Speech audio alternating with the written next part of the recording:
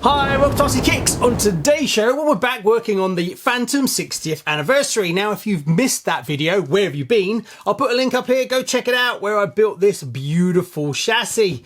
Next, we've got to paint up the body. Yes, we're going to paint this one up box art gold, which is going to be a bit of a challenge as it's metallic. So I've picked up the Tamiya PS13, and then I'm not sure if I'm going to back it in silver or white. We'll have to see. And then we've got to paint up the driver, put all the decals on, and call this one finished so we can take it and put it on the shelf to make it look beautiful. Oh. Then what we're going to do in this video is we're going to unbox the brand new JJ that's just been dropped by Kyosho. Ooh. And see what you get for all that expensive money. Yeah, not a cheap one for a two-wheel drive. Right, I think that pretty much covers everything, so better crack on because it looks like it's gonna rain. I'm actually leaving this part on the back here for now because when I want to paint this, I'm gonna need to splay this out as much as possible. So if you cut all the way up here, you're gonna stress this part a lot. So I'm leaving this for support, and then after I've painted it, I will cut that out myself afterwards. That's my plan of action. Right, let's sand down the edges, then we've got to give it a clean, and then we can start masking off this section here.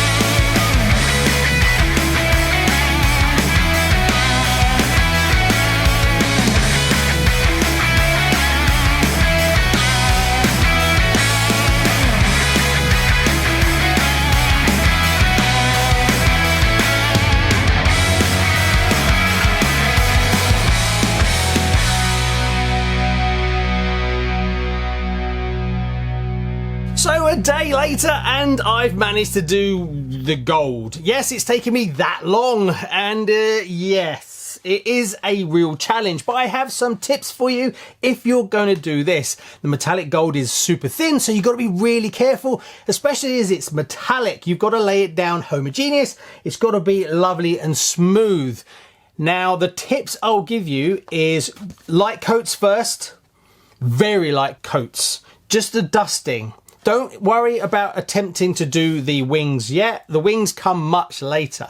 Lay down a few coats, very soft, slowly build them up until this section is as gold as you can.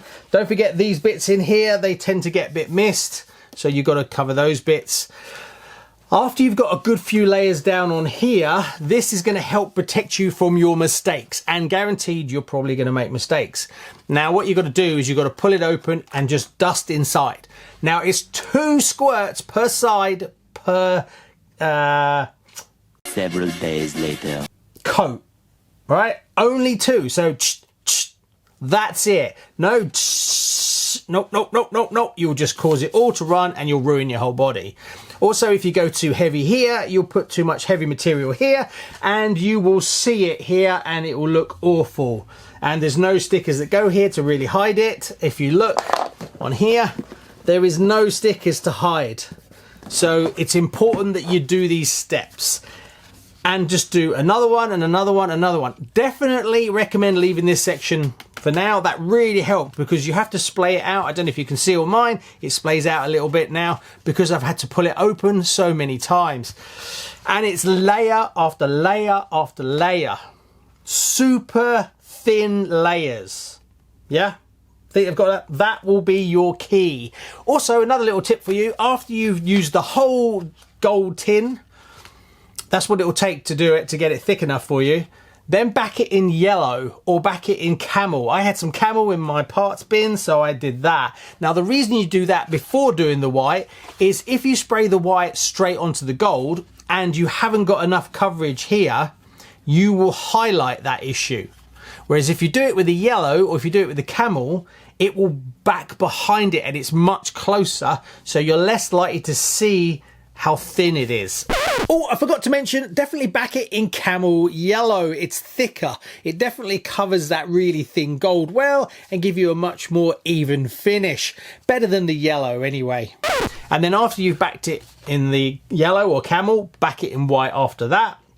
And then later on, I'll do it in black, but black will come last. Did I cover everything? I think that's it. That's the biggest bit of advice I can give you to get this right, and you don't get any margin for errors. If you make a mistake, you can't just cut it out with polycarbonate cleaner because it's metallic. You get one shot, one deal. Right, what I'm going to do now is I'm going to paint up the driver. I'm going to do that by hand with a brush, do it from the inside. I've done it before. This section in the middle doesn't flex at all, so that's easy, and there's super little, tiny little areas. It's just I found it the easiest to do these bits first, and then I'll just blow it in and smoke.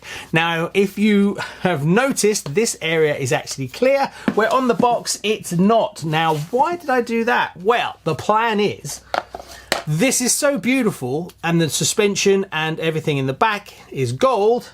What I'm going to do is leave it clear, so you'll be able to see all the suspension and motor through the body. It's just too nice, so I thought that would be a good way to go. I haven't decided whether I'm just going to smoke it all, as this bit round the front I smoke, so maybe I'll do the whole thing just to make it look a little bit better. But I don't want to do it too much because I want you to be able to see through it properly. Right, let's paint up the driver.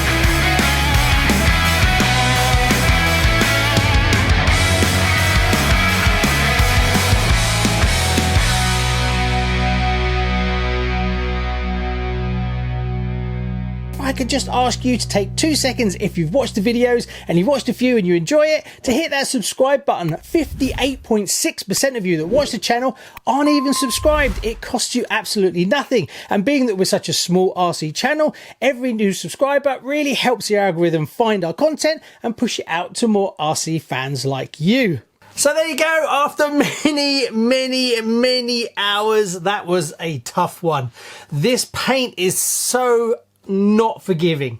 If you make the slightest mistake, it's in the paint and you're going to show it off.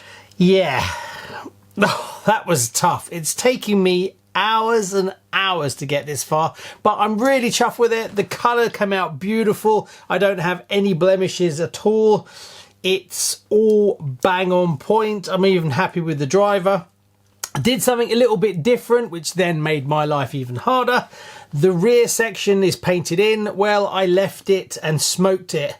So this whole section in the middle is smoked and you can see inside. Because it's so nice to have this gold anodized suspension, I wanted to show it off and it just looks really good. So it was worth the nightmare effort that it entailed, but I'm really happy with it. Definitely a shelf queen, this one. I can't see anyone wanting to drive this. Metallic gold paint is so thin, and if you spray it and you put too much in one area when you're starting out, it just will ruin the whole thing.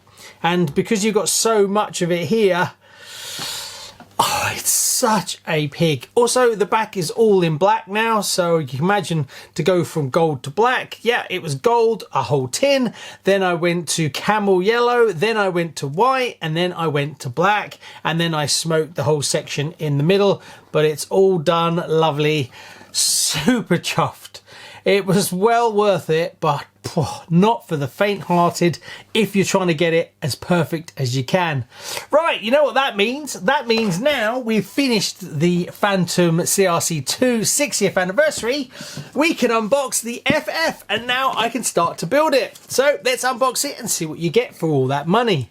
So I've been itching to get my hands on this one, but I've been good while I was working on the Fantom Gold CRC-II. I didn't start this one, but I did have a quick look as I wanted to check the chassis. Now, a massive thank you to Rochester RC for sending this and the CRC-II Gold over to me. I wasn't sure if I was going to get these on the show. And if you'd like to save yourself 5% off everything and free UK shipping, head over to Rochester RC and use code RCKicks, link in the description. Now, Kyosho released the chassis, and due to the way that it's manufactured, you can get imperfections. So much so they actually put this diagram instructions just to say that's kind of normal. But being that a lot of these are going to be shelf queens, people want them to be really nice. This one seems to be pretty good, if I'm honest. The only slight little color changes are here, and there's a little bit here, but that actually is smooth. So I'm kind of happy with mine. I don't plan on driving it, maybe once or twice. Maybe I'll take it running once at the track just to get some footage for you all. So super chuffed that the chassis is actually nice and clean on my one. Right, what else have we got? We've got the rims and tyres. Now the tyres we've seen before. These ones are the ones that have been on quite a few other re-releases. They are pretty soft, but obviously if you're going to take it racing, you're definitely going to change both of those. Then what else we got? Now the body. Now this obviously is from the Tomahawk. There is stickers in the pack where you actually stick the stickers on the body so that it shows you where to cut out, as the cut lines that are currently on this body are not for this one. So that was quite a nice thing that they did to make it easier, as you actually cut right up here and then you cut around the front here as well. I do like this body, it's really nice. If you're going to run this, obviously getting hold of replacement bodies is going to be reasonably easy. Doesn't seem to be a lot in here. Then we have the wing. Obviously this is a polycarbonate wing, not a hard plastic one, which we've seen on a few kits from them. And then we get plastic bag. So this is basically all the bits and pieces that come in the actual, there's the arms and everything. What we'll do is I'll do some overlays of what's in this bag. Now I've seen you can actually upgrade the arms as well. Some people have started doing that, people who are actually going to take them racing. But comment below if you've got one of these, what are you going to do with it? Are you going to keep it new in box? Are you going to build it and put it on a shelf? Or are you actually going to take it vintage racing? Is that it? And then you get bag E. Bag E is the uprights. Okay, what I think I'll do now is we'll cut away and I'll show you what's all in these bags, as that's basically all you get. And then you get the manual and the instructions and the decals and stickers as well. And that's all you get for your money. Yes, this one is right up my street and I'm super excited, and I'm going to get building this one straight away. So it shouldn't be too long before it's back on the show or built and painted up. I think I can probably do this all in one video, as the body looks pretty simple, unlike the other one that I've just done. Now, if you haven't already, please like and subscribe so you don't miss out on this one. And also, look what else has just dropped today. The Rilalo's new speedrun car. So that'll be coming soon. There's a lot going on at the moment. See you on the next one. Bye-bye.